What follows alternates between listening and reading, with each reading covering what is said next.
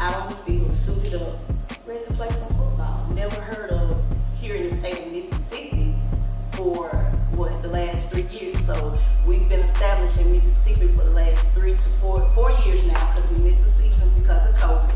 But to get out there on that field, suited up, it releases stress, pressure, dealing with the children, cooking every day. It's different for women than it is for men, but that's our motivation, that's our drive to get us out there on that field. And I know that you also play flag. I mean, we both played on the flag league together. Yes. And Shakiba, I know that you played a little bit of flag football too. So what do you think? I mean, you've been around the team, you've seen the differences. What do you think the difference is between flag and actual women playing tackle football? Oh, it's obviously totally different. Flag, you're running from somebody that doesn't have pads on, for one. But in tackle, you just wait, like Danny said, you're ready for that hit. Once you get hit, you're ready to give that same pain back to somebody. So it's two different extremes, although we're happy that women are playing each sport. But yes, there's two different extremes in tackle versus flag.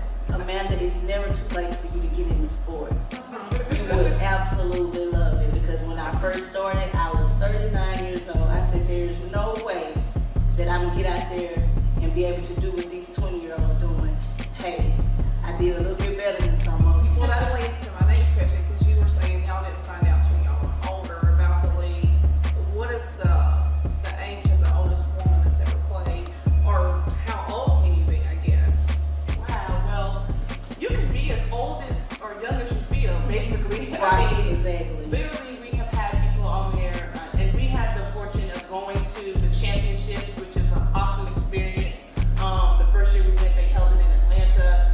Now for the next 5 years, WFA is holding it in Canton, Ohio at the Pro Football Hall of Fame. And when you're there, you realize that it's a whole bunch of women all over the country that are doing the same thing as you. I ran into someone that was 63.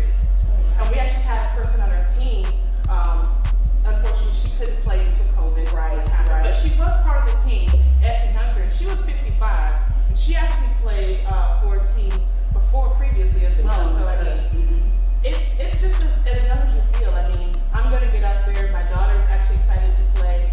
She's 17, and she's going to actually, force me to play one more year.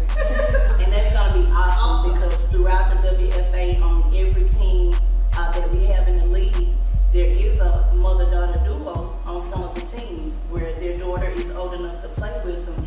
And that's even more awesome, especially for the high school or college ages playing with their mother.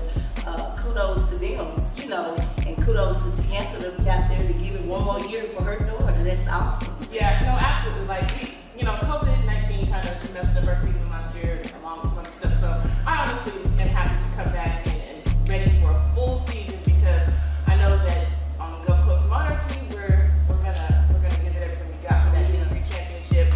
And it's also such a privilege, I think, not only with playing the game of football, but giving back to the youth, giving back to the community is something that we at Gulf Coast Monarchy take really seriously, but also just throughout the WFA, right? We've seen them give back on a large scale. So we do things like feeding the homeless, or feeding the communities of, I think we gave out 300 meals, hot dog lunches, and sack lunches, and all types of stuff. But yeah, being an inspiration to the youth and then giving back is a huge part. I know, Shakiba, you've played a part in that as well. Right. I know we've had a few clinics where you have youth come out and learn different skills of the football game. So that equips them so that whenever they do get to the age, or whenever they get that choice, they make that choice to try out for a team, they'll have that skill set. So WFA is great in giving back and introducing you to the sports. I know we've talked about a lot of stateside, because we take homage in our state of Mississippi, but let's talk about some international play. We do have some international play with Team USA. We've had a local from Gulf Coast Monarchy, April Hartman,